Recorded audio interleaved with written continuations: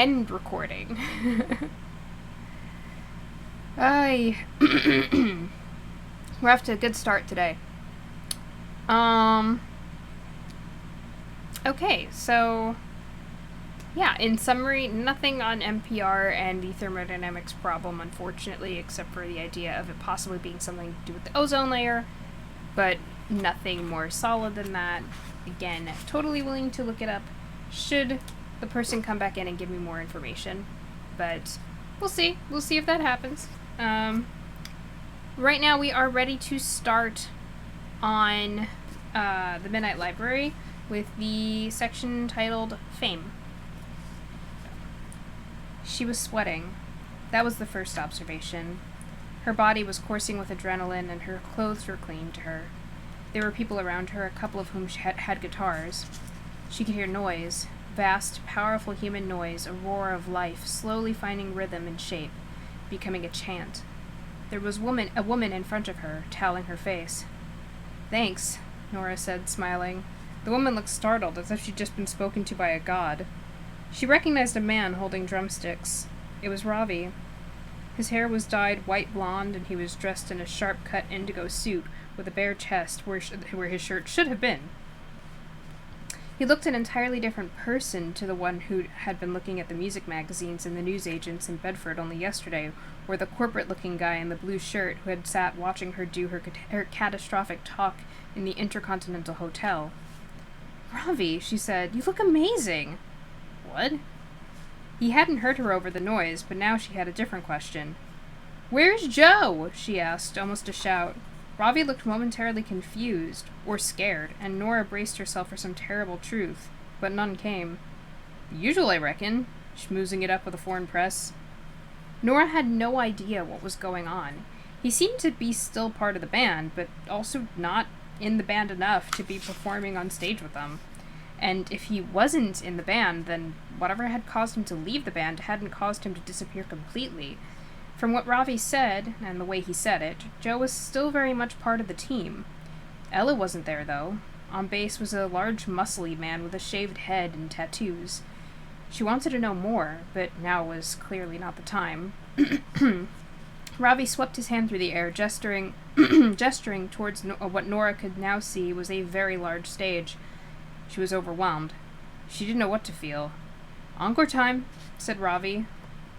Nora tried to think. It had been a long time since she had performed anything, and even then it was only in front of a crowd of about 12 uninterested people in a pub basement.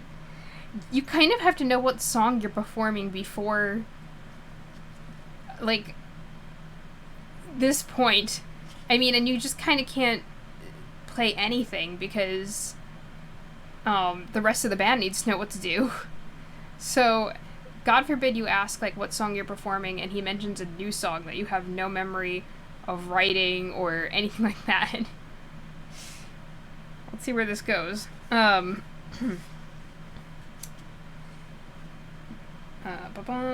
leaned in. "You okay, Nora?" It seemed a bit brittle.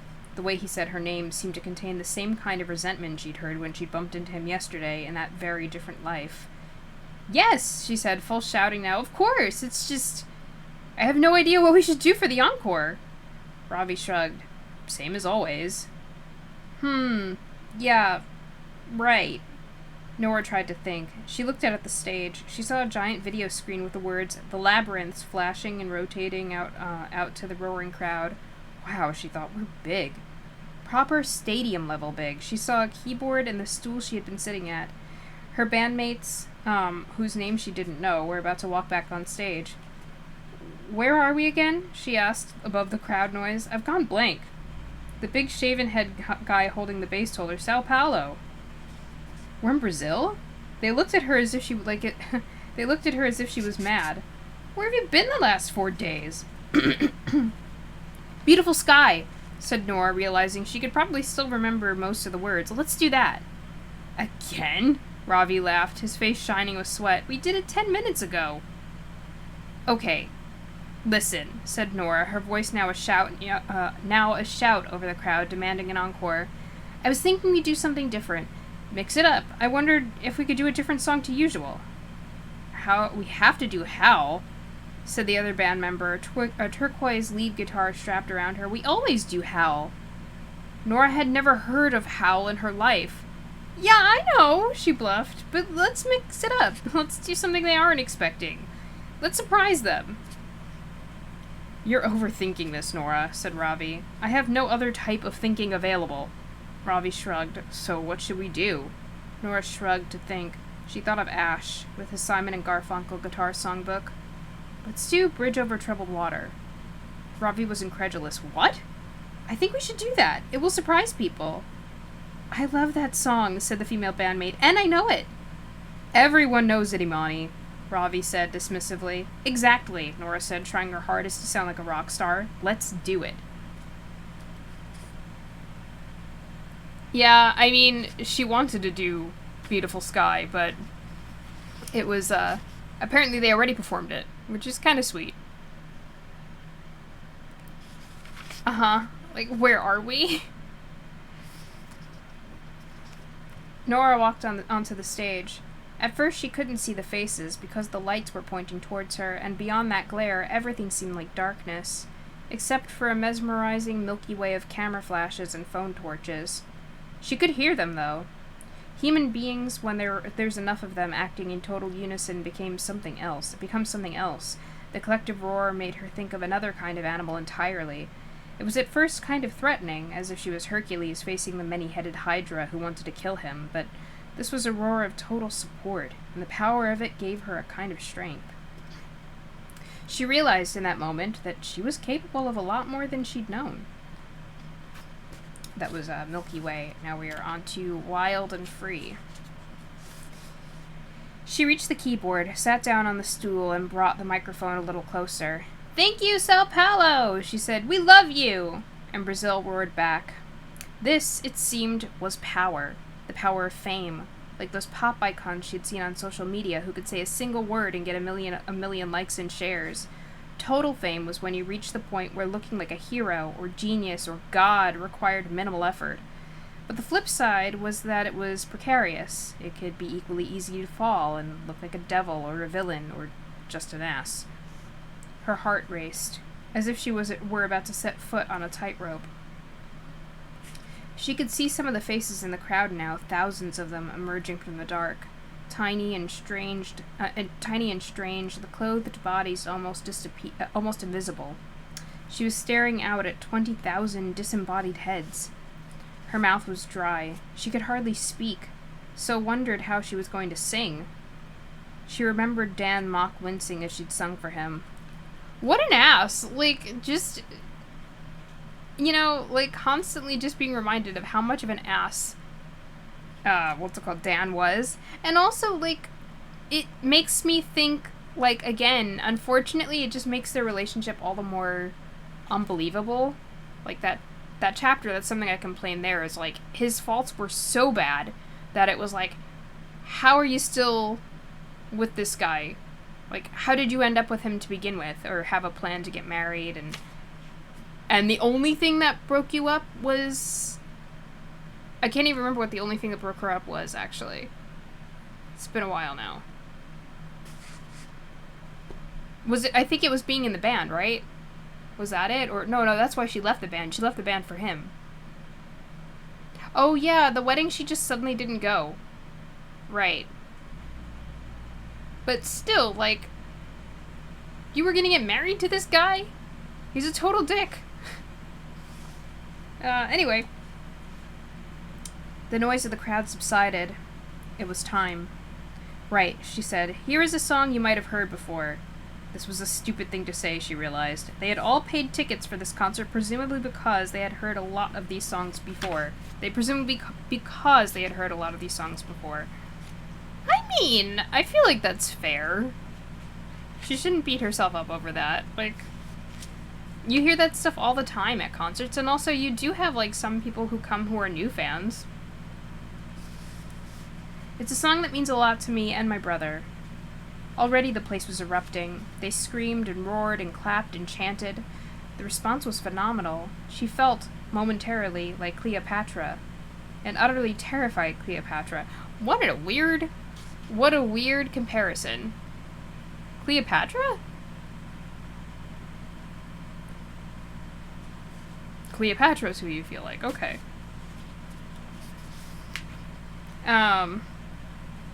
Adjusting her hands into position for E-flat major, she was momentarily distracted by a tattoo on her weirdly hairless forearm, written in weirdly hairless forearm.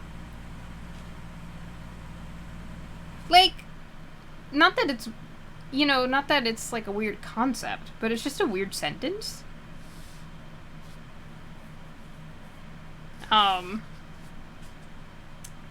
Written in beautifully angled calligraphic letters. It was a quote from Henry David Thoreau, "All good things are wild and free." She closed her eyes and vowed not to open them until she had finished the song. She understood why Chopin had liked playing in the dark so much. It was so much easier that way. Wild, she thought to herself. Free. As she sang, she felt alive, even more alive than she had felt swimming in her Olympic champion body. She wondered why she had been so scared of this, of singing to a crowd. It was a great feeling. Ravi came over to her at the end of the song while they were still on stage. It was fucking special, man. He shouted in her ear.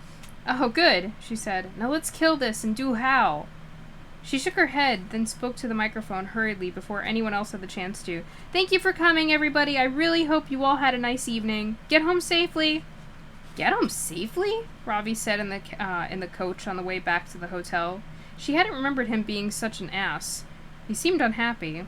What's wrong with that? What was wrong with that? She wondered out loud. Hardly your normal style. Wasn't it? Well, bit of a contrast to Chicago. Why? What did I do in Chicago? Ravi laughed. Have you been lobotomized? She looked at her phone. In this life, she had the latest model.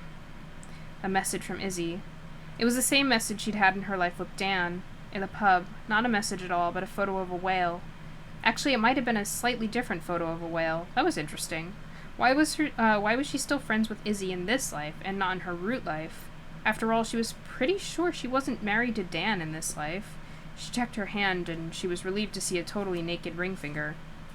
Nora supposed it was because she'd already been super famous with the labyrinths before Izzy decided to go to Australia, so Nora's decision not to go may have been more understandable.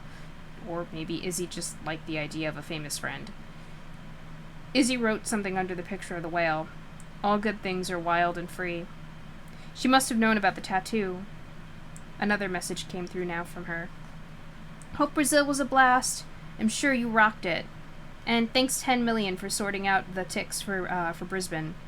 I'm totally stoked. As we Gold Coasters say.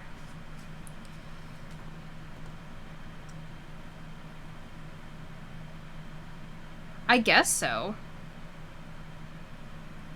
I don't know, it's always been a weird concept to me that someone shave their arms. Like, I heard it became a trend at one point. But it's still weird to me to hear about. Yeah.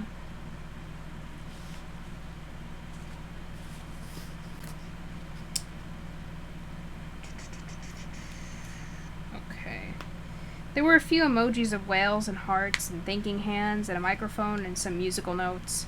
Nora checked her Instagram. In this life, she had 11.3 million followers. And bloody hell, she looked amazing. Her naturally black hair had a kind of white stripe in it, vampiric makeup, and a lip piercing. She did look tired, but she supposed that was just the result of living on tour.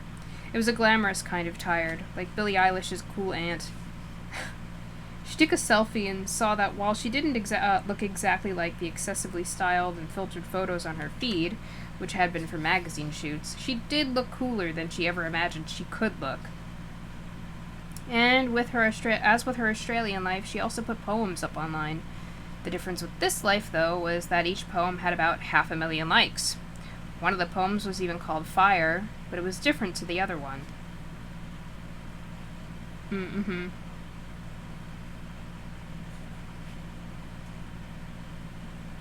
That's so weird. I feel like no one even looks at your arms and, like, assumes that they're going to not have hair.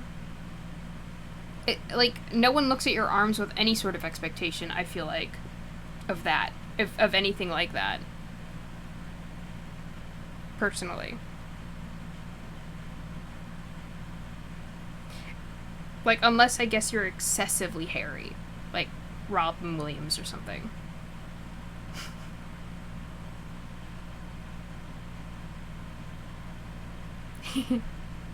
But everybody loved Robin Williams for it, you know, like... come on, it's fine, he called himself out for that.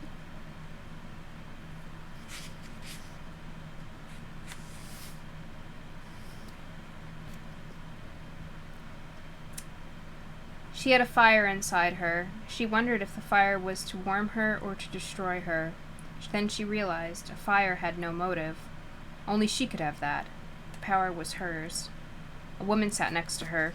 This woman wasn't in the band, but she exuded importance. She was about 50 years old. Maybe she was the manager. Maybe she worked for the record company. She had the air of a strict mum about her. But she began with a smile. Stroke of genius, she said, the Simon and Garfunkel thing. You're trending across South America. Cool. Have posted about it from your accounts. She'd said this like it was a perfectly normal thing. Oh, right. Okay. There's a couple of last-minute press things tonight at the hotel. Then tomorrow it's an easy start. We fly to Rio first thing, then 8 hours of press, all at the hotel. Rio? You're up to speed with this week's tour schedule, right? Kind of. Could you just remind me again? She sighed with good humor, as if Nora not knowing the tour schedule was totally in character. Sure. Rio tomorrow, 2 nights, then the final night in Brazil, Porto Alegre, then Santiago, Chile, Buenos Aires, then Lima. And that's the last leg of South America. Then next week it's the start of the Asia leg, Japan, Hong Kong, the Philippines, Taiwan. Peru? We're famous in Peru? Nora, you've been to Peru before, remember? Last year. They went out of their minds, all 15,000 of them. It's the same place. The race course. Race course. Sure. Yeah, I remember. Was a good night. Really good. That's what this life probably felt like, she realized, one big race course. But she had no idea if she was the horse or the jockey in that analogy. Yeah, right? Uh-huh. Exactly, you have to learn, like, all the songs now. Like, before tomorrow night. Yeah, Coco did love Robin Williams.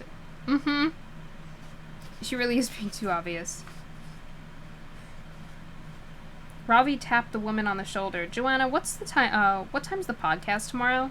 Oh, damn. Actually, it's tonight now. Timings. Sorry, I forgot to say. But they only really have to speak to Nora, so you can get an early night if you want. Ravi shrugged, dejected. Sure, yeah. Joanna sighed. Don't shoot the messenger, though it's never stopped you before.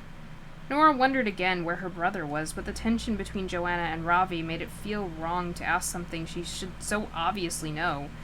So she stared out of the window as the coach drove along the 4-lane highway. The glowing taillights of cars and lorries and motorbikes in the dark like red and watching eyes. Distant skyscrapers with a tiny few squares of light against a humid backdrop of dark sky and darker clouds. A shadowy army of trees lined the sides in the middle of the highway, splitting the traffic into 2 directions. If she was still in this life tomorrow evening, she would be expected to perform an entire concert's worth of songs, most of which she didn't actually know. She wondered how quickly she could learn the set list. Her phone rang. A video call. The caller was Ryan. Joanna saw the name and smirked a little. You better get that. So she did, even though she had no idea who this Ryan was, and the image on the screen seemed too blurry to recognize.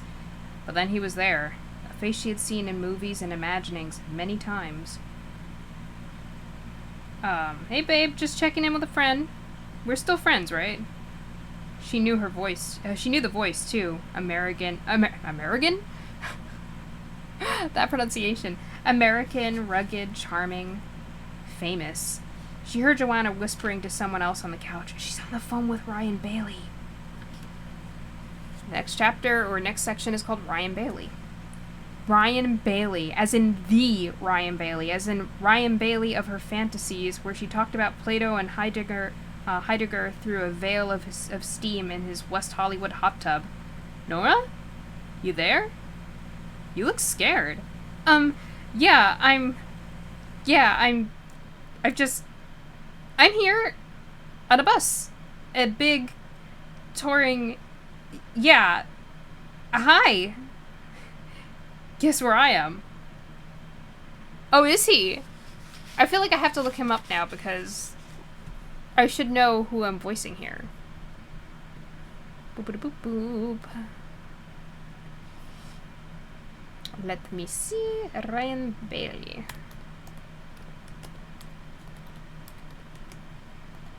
Is this gonna be like one that I feel really silly for not knowing?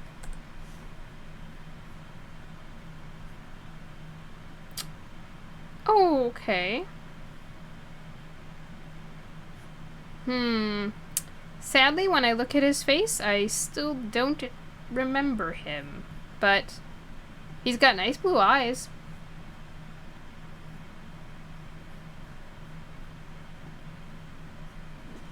Yeah.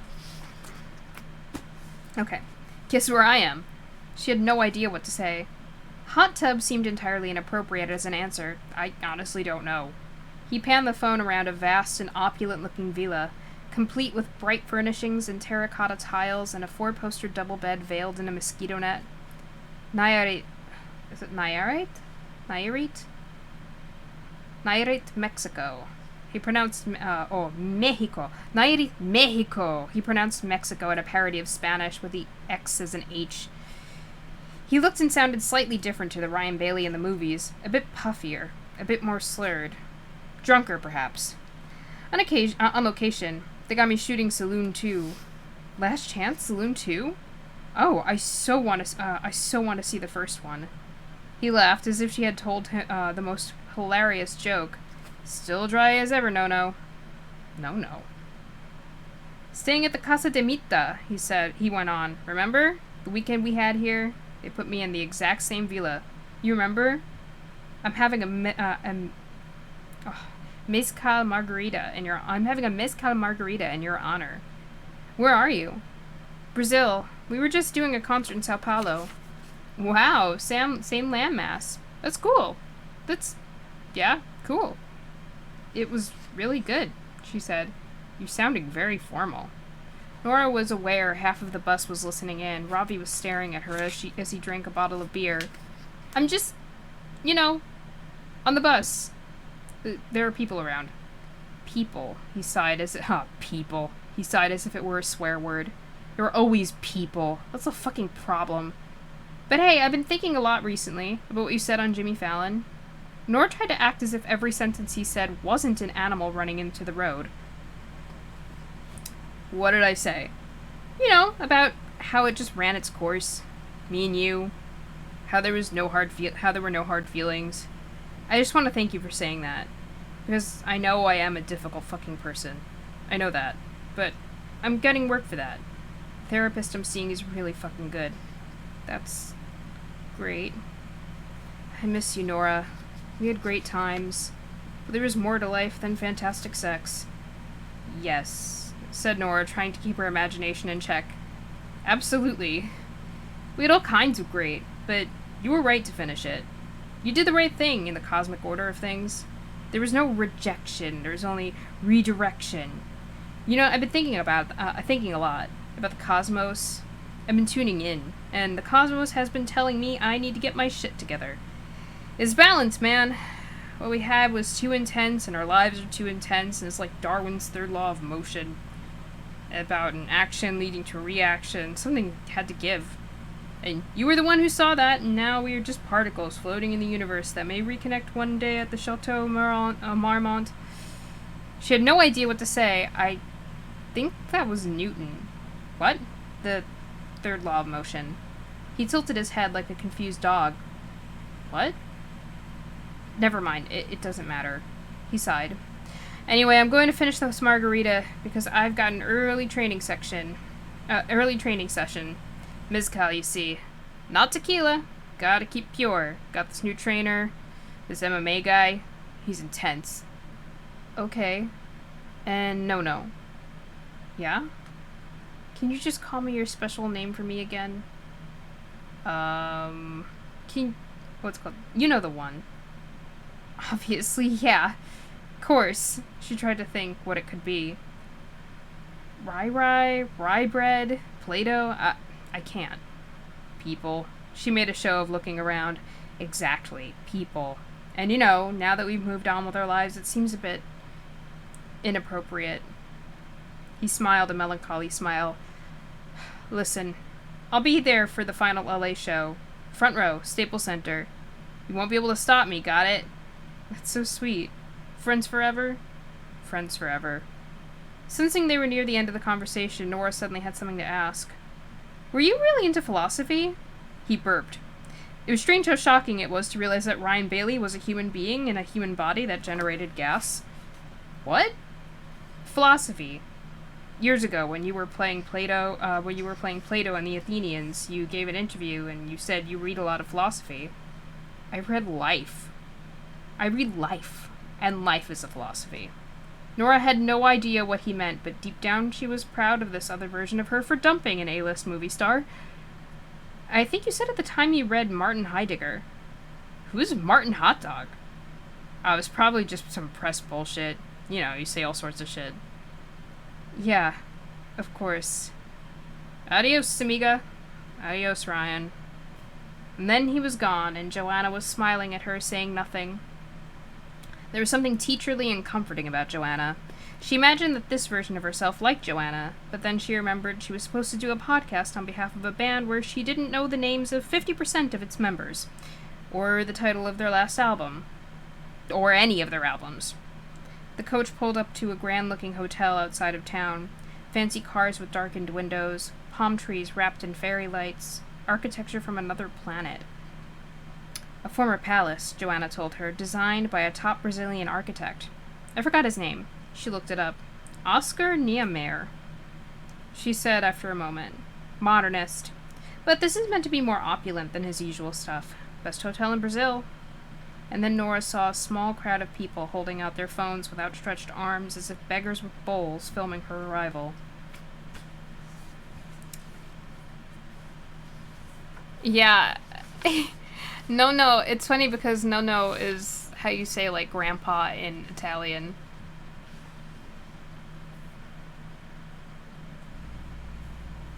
I mean, I don't think Nora is Italian. Nor do I think Ryan Bailey is necessarily Italian, but yeah.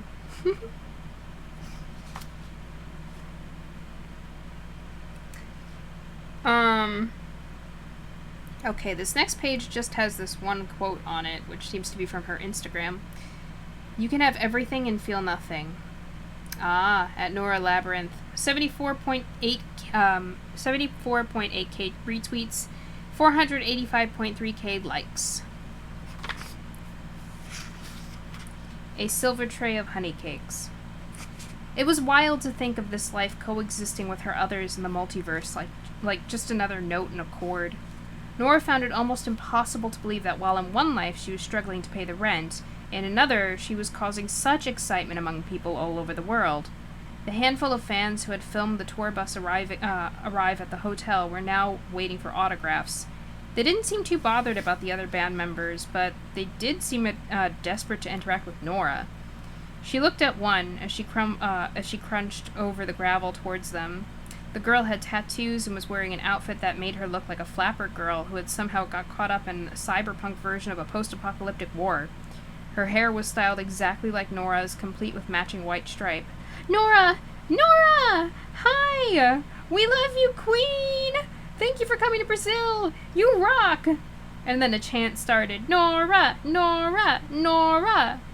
While she was signing autographs in an illegible scribble, a man in his early 20s took off his t-shirt and asked her to sign his shoulder. It's for a tattoo, he said. Really? She asked, writing her name onto the man's body. This is the highlight of my life, he gushed. My name is Francisco. Nora wondered how her writing on his skin with a Sharpie could be a highlight of his existence. You saved my life.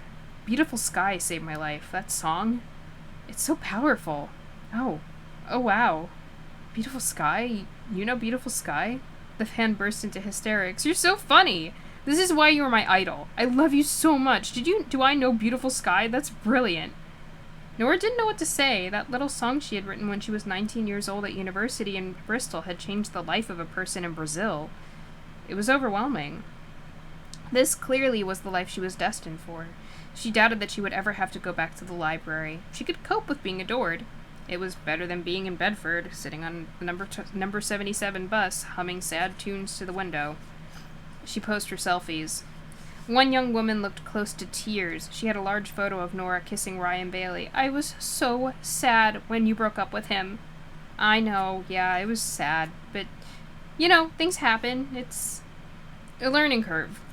Joanna appeared at her arm and gently guided her away towards the hotel. When she reached the elegant jasmine-scented lobby, marble chandeliers, floral displays, she saw that the rest of the band were already in the bar. But where was her brother? Maybe he had been schmoozing the press somewhere else. As she started to move towards the bar, she realized that everyone, concierge, receptionists, guests, was looking at her. Nora was about to finally seize the opportunity to ask about her brother's whereabouts when Joanna beckoned her over to a man who was wearing a t-shirt with The Labyrinth printed on it in a retro sci-fi movie font. The guy was probably in his 40s, with a graying beard and thinning hair, but he seemed intimidated by Nora's presence. He did a tiny bow when he shook Nora's hand. "I'm Marcello," he said. "Thanks for agreeing to the interview." Nora noticed another man behind Marcello, younger with piercings, tattoos, and a big smile, holding recording equipment. "We'd reserved a quiet space in the bar. A quiet space in the bar," Joanna said, "but there's people. I think we'd better do this in Nora's suite." "Great," said Marcello. Great. As they walked over to the lift, Nora glanced back at the bar and saw the other band members. Maybe you'd like to speak to the others too?" She said, maybe you'd like to speak to the others too," she said to Marcello. "They remember things I don't. A lot of things." Marcello smiled and shook his head and delicately said, "It works better this way, I feel." "Oh, okay," she said. Every eye on them as they waited for the lift to arrive. Every eye was on them as they waited for the lift to arrive. Joanna leaned into Nora. "Are you okay?" "Of course, yeah. Why?" "I don't know, it's just you seem different tonight." "Different how?" "Just different." As they got into the lift and Joanna asked another woman, one Nora recognized from the coach, to bring some drinks from the bar, 2 beers for the podcasters, a sparkling mineral water for Nora, and a caipirinha. Caipirinha?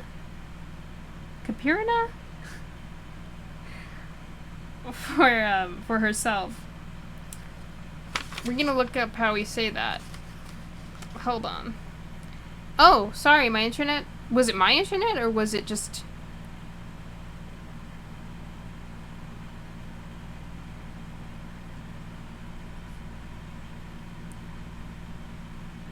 I'm sorry if it was mine.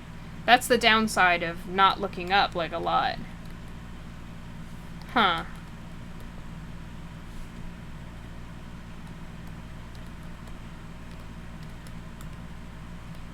Okay. Sorry, guys, I'm just looking up the word. Caipirinha. Oh, interesting. Caipirinha. Okay. And bring them up to the suite, Maya. Maybe I am a teetotal in this life, thought Nora. As she walked out of the lift and along the plush salmon pink carpet to her suite. And then, as she entered it, she tried to act like this was all perfectly normal. This gigantic room leading to another gigantic room leading to a gigantic bathroom. There was a vast bouquet of flowers for her, with a note signed by the hotel's manager.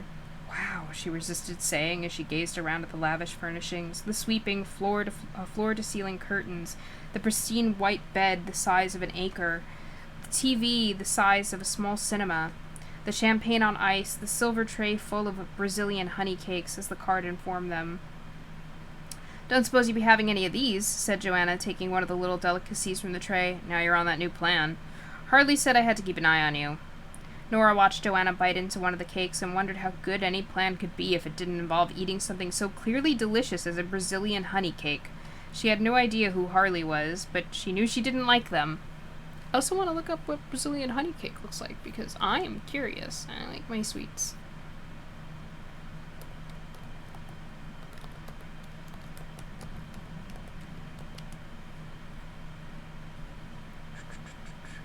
Oh, they look really nice. Oh, they look nice, guys. Wow. I think I can actually share my screen and show you. Hold on.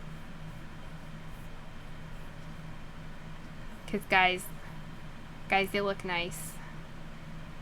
Look. Look at them. They look very nice. Wow, don't make me hungry. Okay.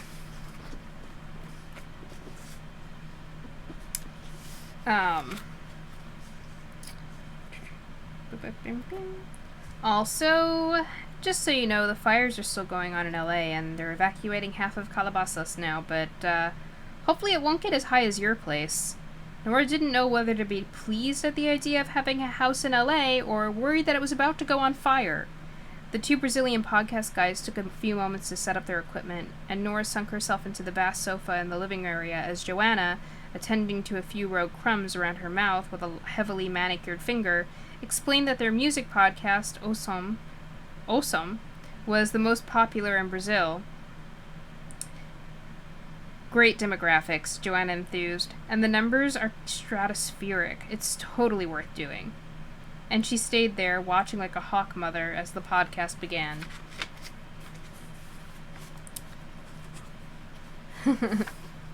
We have the podcast of revelations. So it has been a crazy year for you, Marcello began in his very good English. Oh yeah, it's been quite a ride, said Nora, trying to sound like a rock star. Now if I may ask about the album, Pottersville, you wrote all the lyrics, yes? Mostly yes, Nora guessed, staring at the small familiar mole on her left hand. She wrote all of them, interjected Joanna. Marcello nodded while the other guys, still smiling toothily, fiddled about with sound levels via a laptop. I think Feathers is my favorite track, said Marcello as the drinks arrived. I'm glad you like it. Nora tried to think of a way she could get out of this interview. A headache? A bad stomach? But the one I'd like to talk about first is the one you decided to release, Stay Out of My Life. It seemed like such a personal statement. Nora forced a smile. The lyrics say it all, really. Obviously, there's been some speculation about whether it refers to the... How do you say it in English? Restraining order? Offered Joanna helpfully. Yes, the restraining order. Said Nora, taken aback. Well, I prefer to get it all out in the song. I find that stuff difficult to talk about. Yes, I understand. It is just that in your recent Rolling Stone interview, you talked a little about your former boyfriend, Dan Lord, and mentioned how difficult it was to get the restraining order against him after he stalked you. Didn't he try to break into your house? Did tell reporters that he wrote the lyrics for Beautiful Sky? Jesus. She hovered at the intersection of tears and laughter and managed somehow to give neither. I wrote it when I was still with him, but he didn't like it. He didn't like me being in this band. He hated it. He hated my brother, he hated Ravi, he hated Ella, who was one of the original members. Anyway, Dan was very jealous. This was so surreal. In one life, the life he'd supposedly wanted, Dan was so bored in his marriage to Nora that he was having an affair, while in this life he was breaking into her house because he couldn't stand her success. He's a dick, said Nora. I don't know the Portuguese swear word for a terrible person. Cabrão. It means someone's a dick. Or an asshole, the younger guy added, stone-faced. Yeah, well, he's a cabrão. He turned out to be someone else entirely. It's weird. Like, the way when your life changes, people act in different ways. The price of fame, I suppose. And you wrote a song called Henry David Thoreau. You don't get many songs named after philosophers. I know, well, when I studied philosophy at university, he was my favorite. Hence my tattoo, and it made a marginally better song title than Immanuel Kant. She was getting into the swing of it now. It wasn't too hard to act a life when it was the one she was destined for. And to howl, obviously. Such a powerful song. #1 in 22 countries. Grammy Award-winning video with a Hollywood A-list cast. I suppose you are done talking about it? I suppose, yes. Joanna went to get herself another honey cake. Marcello smiled gently as he pressed on. For me, it seemed so primal. The song, I mean, like you were letting everything out. And then I discovered you wrote it on the very night you fired your last manager. Before Joanna. After you found out he'd been ripping you off? Yeah. That wasn't good. She improvised. It was such a betrayal. I was a big Labyrinths fan before Howl, but that was the one for me. That and Lighthouse Girl. Howl was where I was like, Nora Seed is a genius. The lyrics are pretty abstract, but the way you just let out that rage was so soft and soulful and powerful all at once. It's like early Cure fused with Frank Ocean via the Carpenters and Tame Impala. Nora tried, and failed, to imagine what that could possibly sound like. He started to sing, to everyone's surprise, which I can't imagine what the song will sound like, so I will read the lyrics, but not sing them. Silence the music to improve the time. Stop the fake smiles and howl at the moon. Oh, sorry. Silence the music to improve the tune. Stop the fake smiles and howl at the moon. Nora smiled and nodded, as if she knew these lyrics. Yeah, I was just howling. Marcello's face became serious. He seemed genuinely concerned for her. You've had so much shit to deal with these last few years. Stalkers, bad managers, the fake feuds, the court case, the copyright issues, the messy breakup with Ryan Bailey, the reception of the last album, rehab, that incident in Toronto, that time you collapsed from exhaustion in Paris. Personal tragedy, drama, and all that media intrusion. Why do you think the press hate you so much?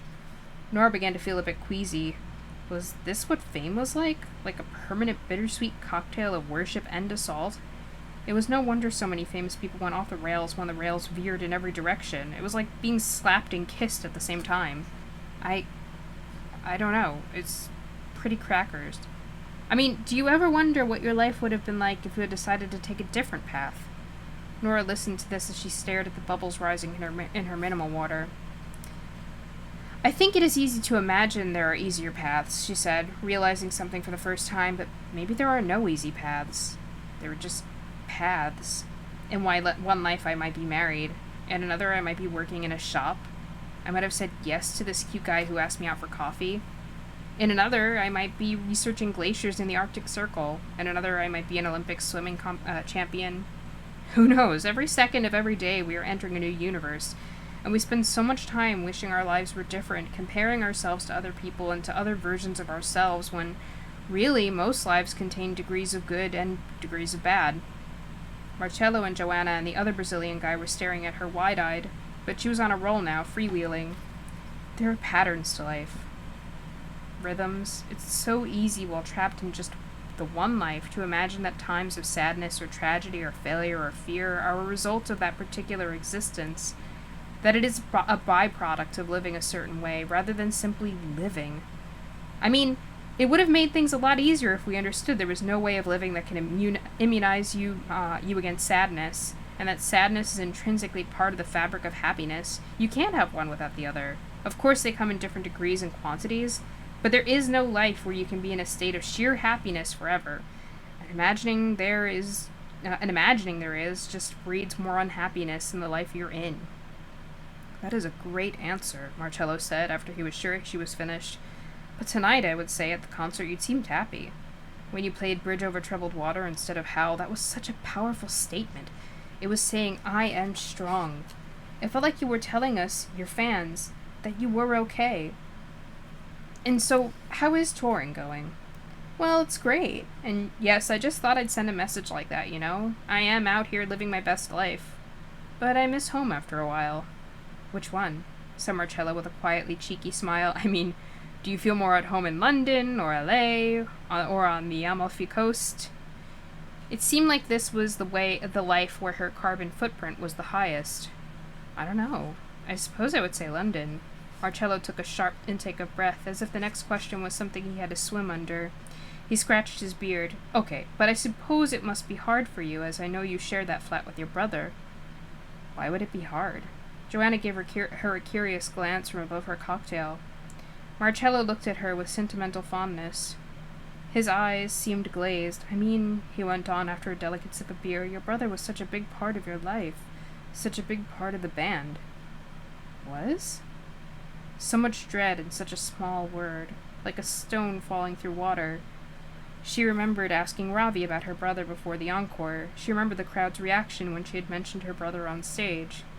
He's still around. He was here tonight. She means she feels him, said Joanna. They all feel him. He was such a strong spirit. Troubled, but strong. It was a tragedy how the drink and drugs and the whole life got to him in the end. What are you talking about? Nora said. She was no longer acting a life. She genuinely needed to know. Marcello looked sad for her. You know, it's only been 2 years since his death. His overdose? Nora gasped. She didn't arrive back in the library instantly because she hadn't absorbed it. She stood up, dazed, and staggered out of the suite. Nora? Laughed Joanna nervously. Nora! She got on the lift and went down to the bar. To Ravi. You said Joe was schmoozing the media. What? You said. I asked you what Joe was doing and you said schmoozing the media. He put his beer down and stared at her like a riddle. And I was right. She was schmoozing the media. She? He pointed over to Joanna, who was looking aghast as she headed over from the lifts to the lobby. Yeah, Joe. She was with the press. And Nora felt the sadness like a punch. Oh, no. Oh, Joe. Oh, Joe. Oh. And then the Grand Hotel disappeared. The table, the drinks, Joanna, Marcello, the sound guy, the hotel guests, Ravi, the others, the marble floor, the barman, the waiters, the chandeliers, the flowers, all became nothing at all.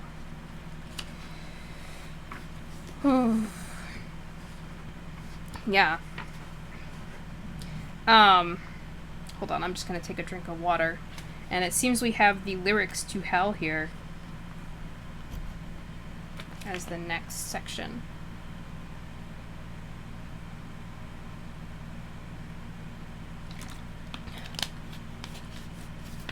I like had a feeling, but then when Ravi said that he was schmoozing the press, or well, when he said Joe was schmoozing the press, I was like, oh, okay, everything's fine. But like it still didn't feel right. But I didn't catch on about Joe being Joanna. That makes perfect sense. So the lyrics to Hell are, to the winter forest and nowhere to go, this girl runs from all she knows.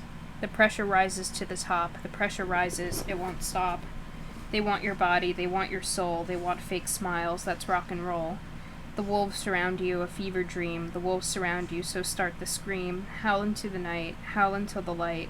Howl your turn to fight. Howl, just make it right. Howl, howl, howl, howl. Motherfucker. You can't fight forever. You have to comply. If your life isn't working, you have to ask why. Then spoken is, remember when we were young enough not to fear tomorrow or mourn yesterday, and we were just us, and time was just now, and we were in life, not rising through, like arms in a sleeve, because we had time, and we had time to breathe. The bad times are here, the bad times have come, but life can't be over when it hasn't begun. The lake shines and the water's cold, all that glitters can turn to gold. Silence the music to improve the tune, stop the fake smiles and howl at the moon. Howl into the night, howl until the light, howl your turn to light. Wait, howl your turn to fight. Howl, just make it right. Howl, howl, howl, howl, and repeat to fade. Yeah. The next section is called Love and Pain. I hate this process, Nora said. Nora told Mrs. Elm with real force in her voice. I want it to stop. Please be quiet, said Mrs. Elm with a white knight in her hand, concentrating on her move. This is a library. We're the only two people here. That's not the point. It's still a library. If you were in a cathedral, you are quiet because you are in a cathedral, not because other people are there. It's the same with a library. Okay, said Nora in a lower voice. I don't like this. I want it to stop. I want to cancel my membership of the library. I would like to hand in my library card. You are the library card. Nora returned to her original point. I want it to stop. No, you don't. Yes, I do. Then why are you still here? Because I have no choice.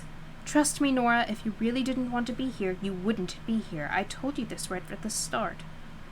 I don't like it. Why? Because it is too painful.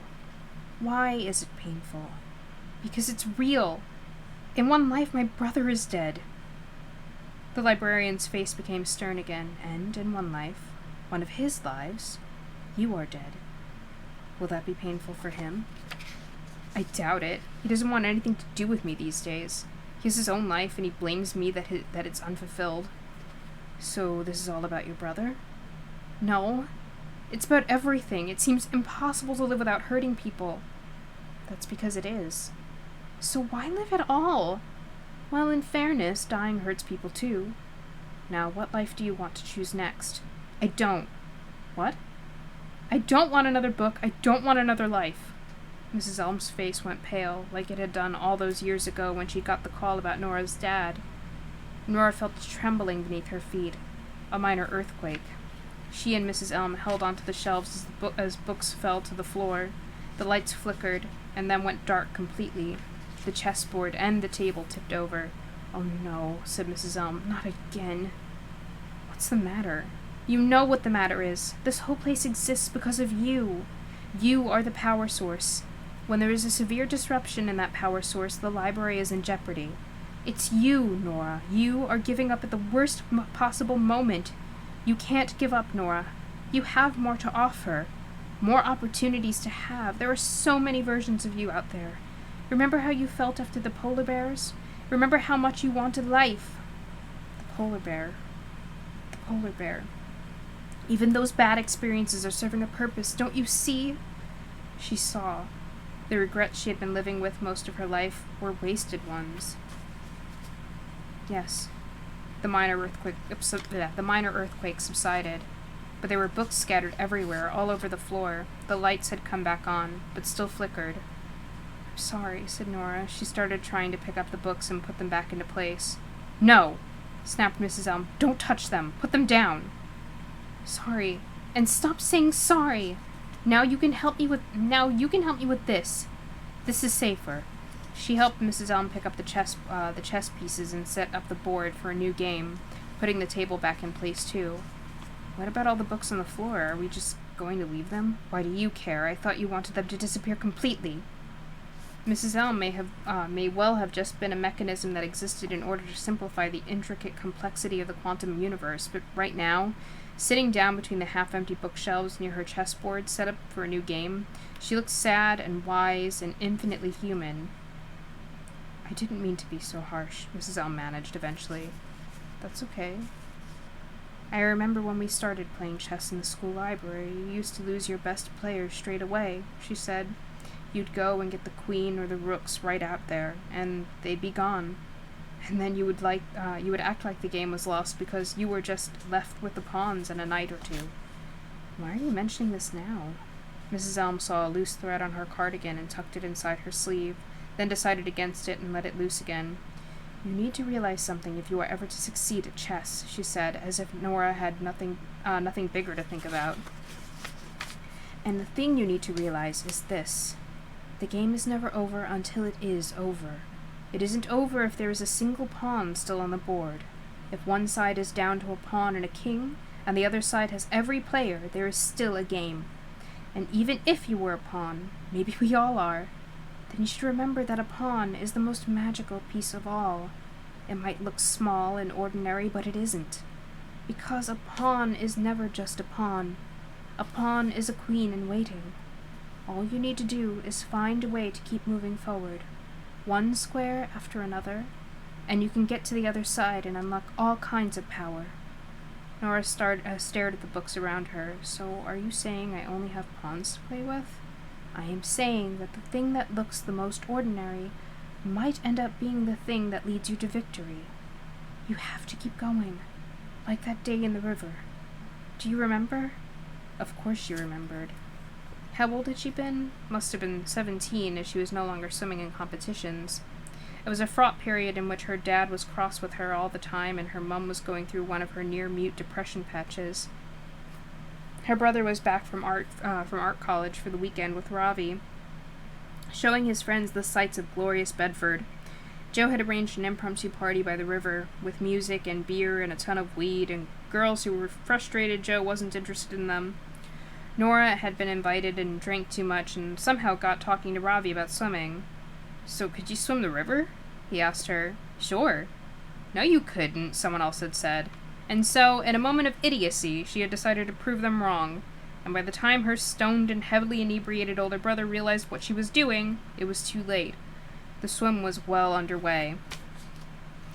As she remembered this, the corridor at the end of the aisle in the library turned from stone to flowing water, and even as the shelves around her stayed where they were, the tiles beneath her feet now sprouted grass, and the ceiling above her became sky. But unlike when she disappeared into another version of the present, Mrs. Elm and the books remained. She was half in the library, and half inside the memory. She was staring at someone in the corridor river. It was her younger self in the water, as the last of the summer light dissolved towards dark. I'm going to read this next small passage, which is called Equidistant. I just want to have a sip of water.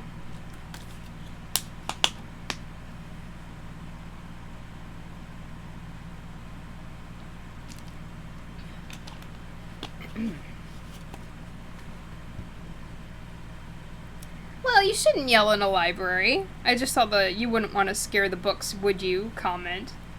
It's just bad form. I wouldn't shout even in an empty library.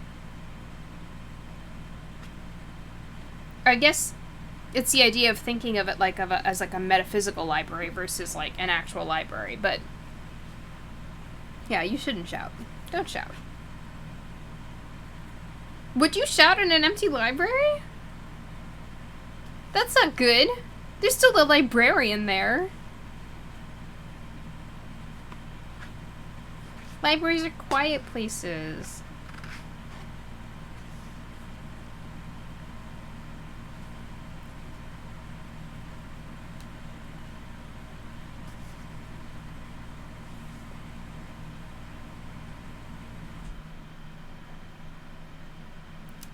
But that's the point. Well, why would you be there if there wasn't a librarian? It wouldn't be open if there wasn't a librarian. Why? See, I don't shout on a normal basis. I try to keep my voice down. I just don't like shouting. Why would you break into a library? Everything there is free. I mean, you can't, like, keep it, but you're supposed to, like... You could just borrow the books when the library is open. Why are you so sure that you would shout in an empty library, though? Then.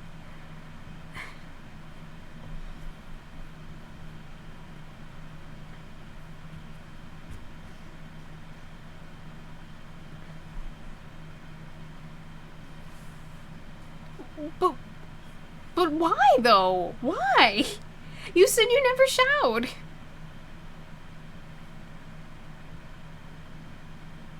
I'm gonna say I don't believe you.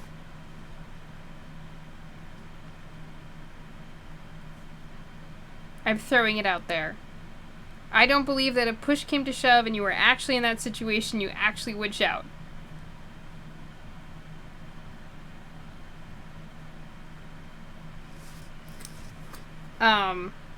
We have the section here called Equidistance, and we might stop after this, let's see, to discuss. The river was cold, and the current strong. She remembered, as she watched herself, the aches in her shoulders and arms, the stiff heaviness of them, as if she'd been wearing armor. She remembered not understanding why, for all that effort, the silhouette of the sycamore trees stubbornly stayed the same size, just as the bank stayed exactly the same distance away.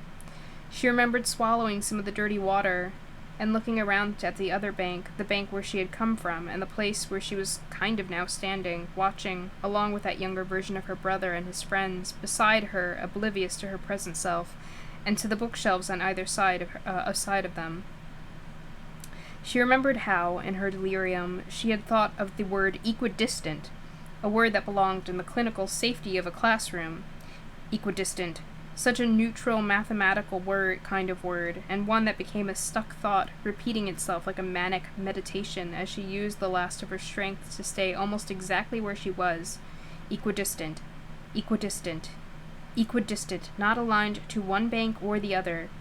That was how she had felt. That was how she had felt most of her life, caught in the middle, struggling, flailing, just trying to survive while not knowing which way to go, which path to commit to without regret. She looked at the bank on the other side, now with added bookshelves, but still with the large silhouette of a sycamore tree leaning over the water like a worried parent, the wind shushing through the leaves. But you did commit, said Mrs. Elm, evidently having heard Nora's thoughts, and you survived. Do you want to, maybe we'll finish reading this next section, because I think we'll be going into another life after that. This one is Someone Else's Dream. Life is always an act, Mrs. Elm said as they watched her brother being pulled back from the water's edge by his friends, as they often watched a girl whose name she'd long forgotten make an emergency call. As he then watched a girl whose name she'd long forgotten make an emergency call. And you acted when it counted. You swam to that bank. You clawed yourself out. You coughed your guts out and had hypothermia, but you crossed the river against incredible odds. You found something inside you. Yes, bacteria. I was ill for weeks. I swallowed so much of that shitty water. But you lived. You had hope. Yeah, well, I was losing it by the day. She stared down to see the grass shrink back into the stone, and looked back to catch the last sight of the water before it shimmered away and the sycamore tree dissolved into the air, along with her brother and his friends and her own young self. The library looked exactly like the library again, but now the books were all back on the shelves and the lights had stopped flickering. I was so stupid doing that swim, just trying to impress people. I always thought Joe was better than me. I wanted him to like me. Why did you think he was better than you? Because your parents did? Nora felt angry at Mrs. Elm's directness. But maybe she had a point.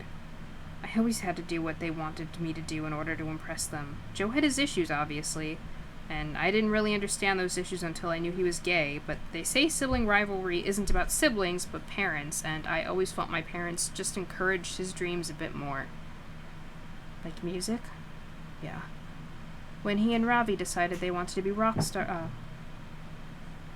oh, that's weird. It says, yeah, but then it still goes on to Nora speaking again.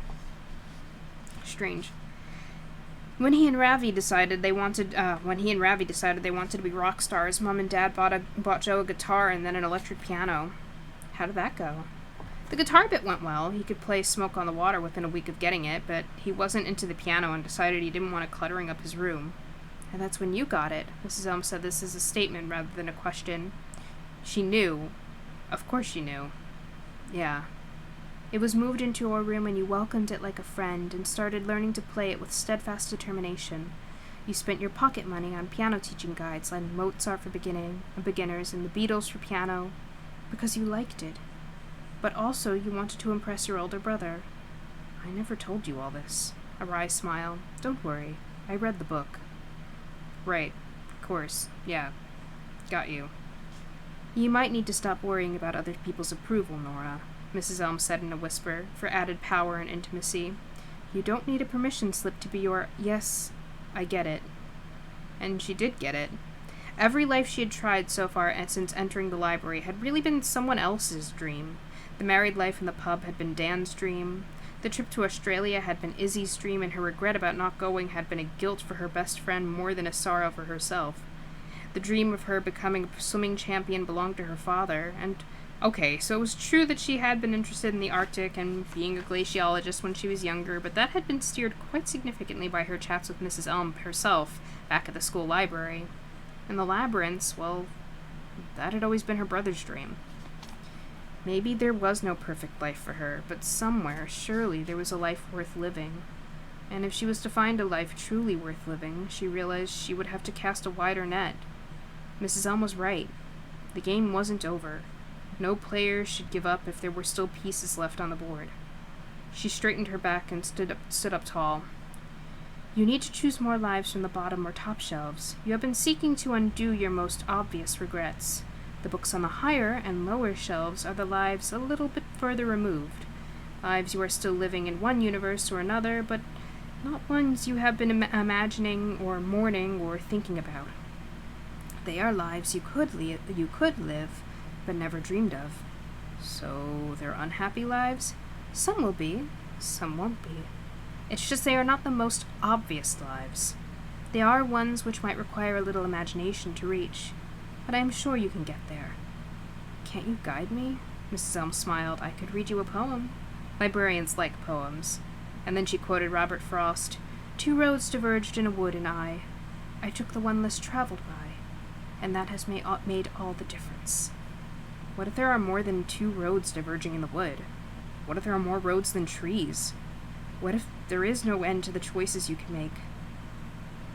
What would Robert Frost do then? She remembered studying Aristotle as a first-year philosophy student, and being a bit depressed by his idea that excellence was never an accident, that excellent outcomes were the result of the wise choice of many alternatives. And here she was, in the privileged position of being able to sample these many alternatives. It was a shortcut to wisdom, and maybe a shortcut to happiness, too. She saw it now not as a burden, but a gift to be cherished. Look at that chessboard we put back in place, said Mrs. Elm softly. Look at how ordered and safe and peaceful it looks now before a game starts. It's a beautiful thing, but it is boring. It is dead. And yet, the moment you make a move on that board, things change.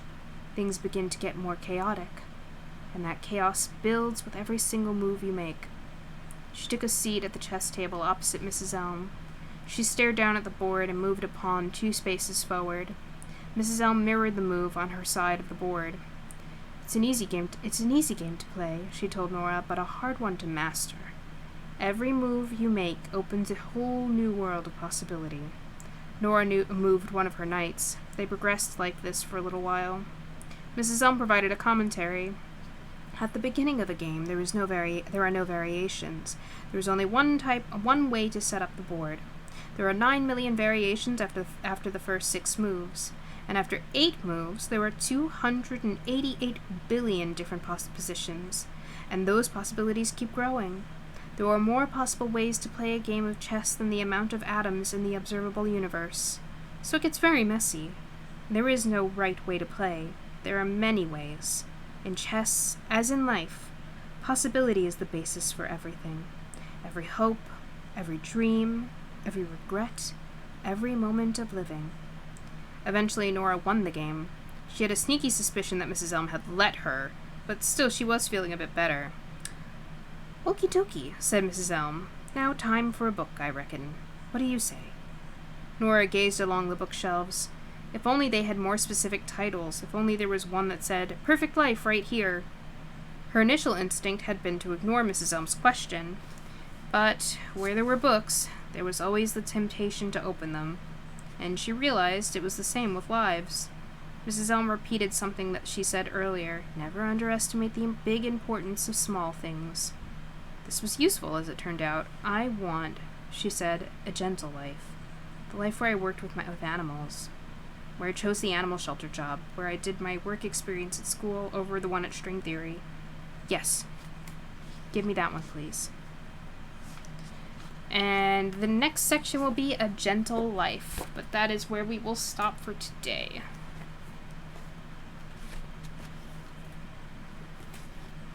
Let's discuss. What are your thoughts on things?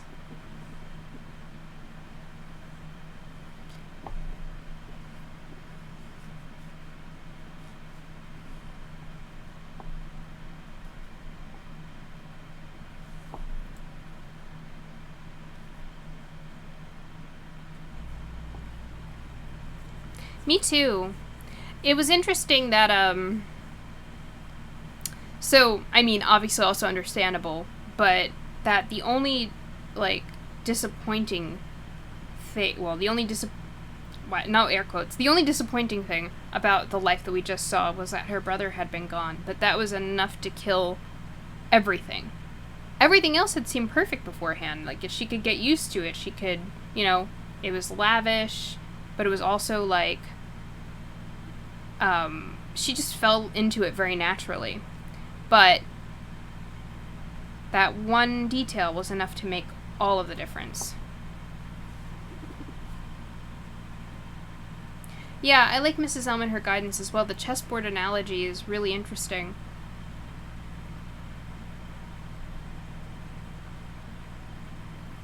And also the realization that, yeah, she has been choosing lives for the sake of everyone else. But see, that's... So, I was going to say that's never made a difference to her before. Like, her mother was gone in that one life. And it made a difference. Obviously, she was upset about it. But it didn't, like, break the world. Yeah. It's interesting. Again, understandable, but, like, moving. That was enough to just... everything.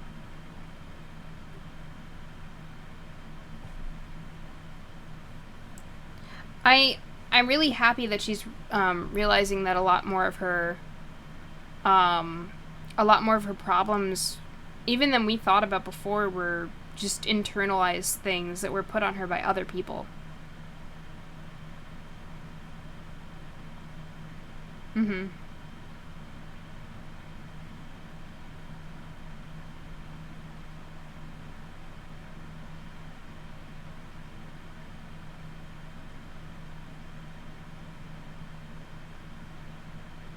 Yeah, I like that idea too of a pawn having the potential power of a queen.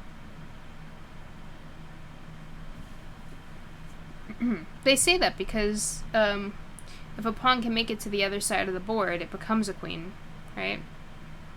So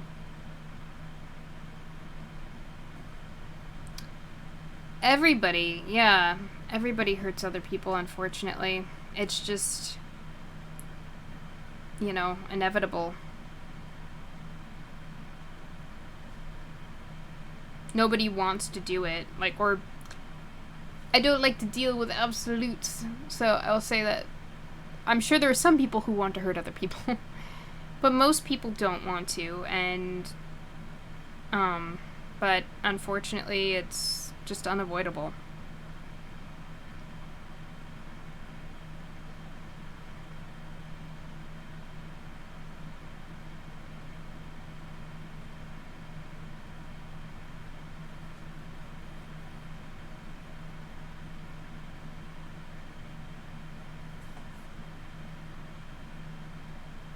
I like the idea of, her... So first of all, just struck me the idea of not only did her brother's death break that world, but also it just very nearly almost destroyed the Midnight Library altogether. It just, like, completely crushed her resolve all of a sudden. Just very powerful, And then... Yeah, and also, like, it's a matter of forgiveness, but also, it's kind of outside yourself. Like, it's a matter of those people, too. It's not all on you. Other people have their own will and their own, their own responsibilities and parts to do in these relationships. I think it's very easy to take all of this stuff onto yourself, but it really does take two to tango, That should never absolve anybody completely of their own responsibilities and stuff, but at the same time, remember that not everything can be down to you. I know.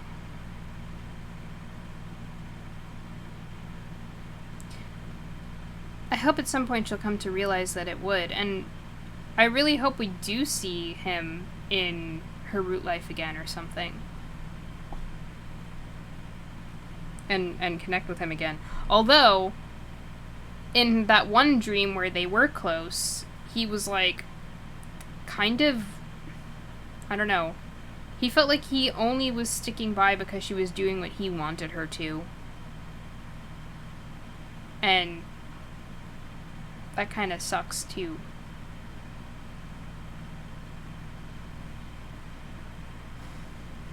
Hopefully everything will get straight for her.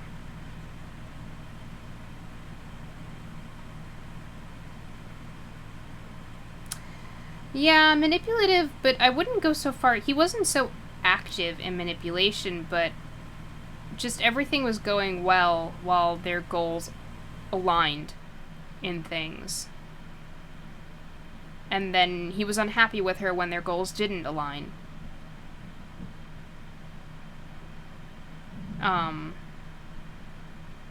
But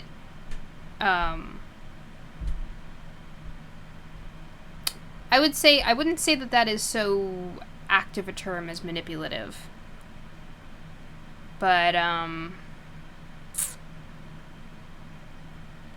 I feel like Dan was much more manipulative.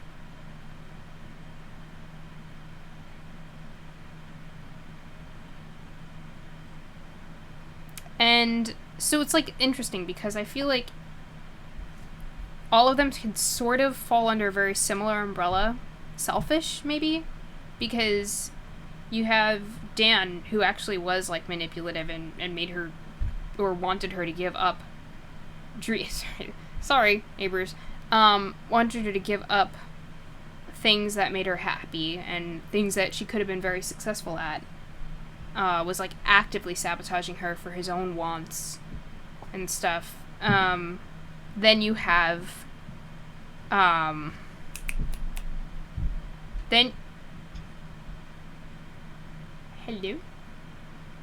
Then you have Izzy, who was sad that she never came with her, that Nora never came with her to Australia. And it's not manipulation.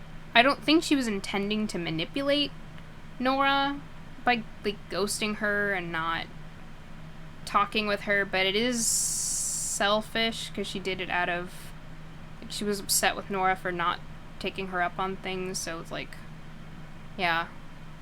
And then you have Joe, who was not manipulative, but was selfish in wanting her to do a certain thing, and again, as long as their interests and everything aligned, great, fine, but if those things diverged, then he was less happy with her. So just she's surrounded by selfish people. I think everybody is selfish to a certain fault, a certain degree, but, like, what you should do as, like, a decent human being is to, like, see past that stuff.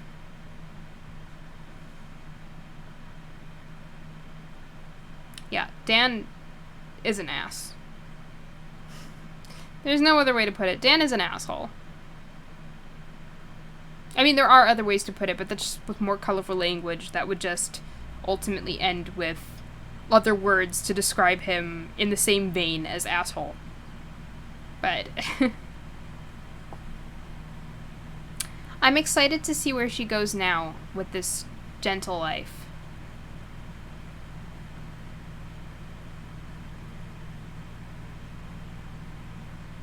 Mm-hmm.